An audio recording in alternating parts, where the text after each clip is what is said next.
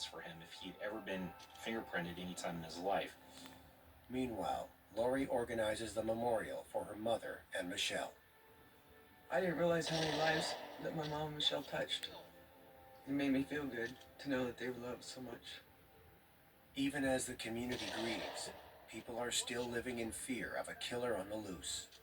We were just so concerned about this happening in our small town.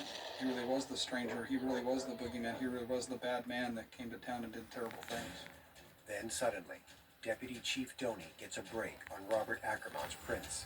He had some fingerprints on file with the state of California because of an insurance and securities type job. So we got copies of those fingerprint cards.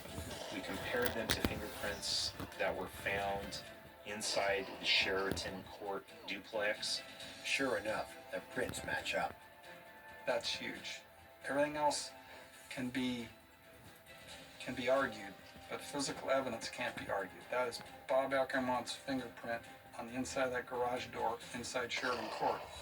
The matching print, along with Ackermont's striking resemblance to the composite sketch, is enough for detectives to get the arrest warrant they need. They head south to California.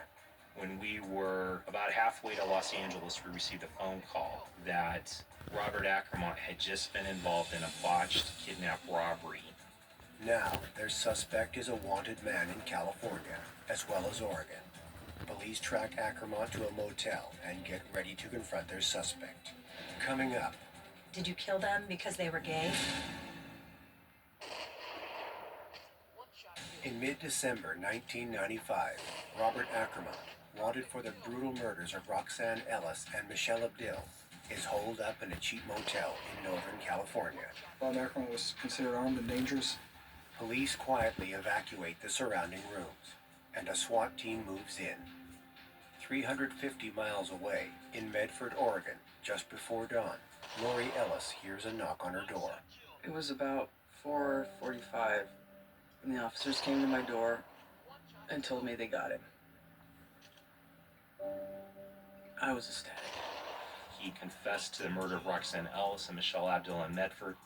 He described his botched robbery attempt in Visalia, California with the young lady. But Ackermont isn't finished talking. He goes on to confess to even more crimes. He confessed to the homicide of Scott George.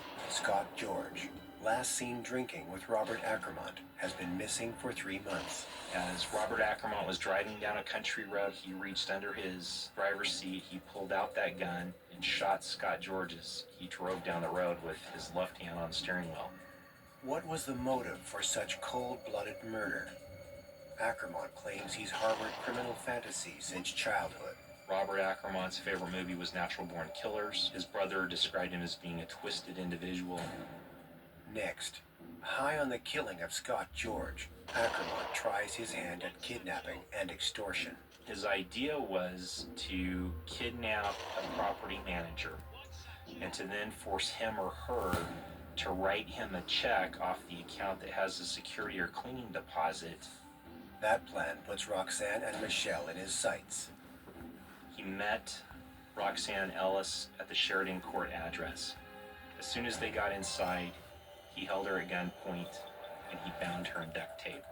But when Roxanne tells Ackermont there's no money in the property account, the psychopath's intentions turn even more violent. He was asking her where her house is so he could go over there, pack up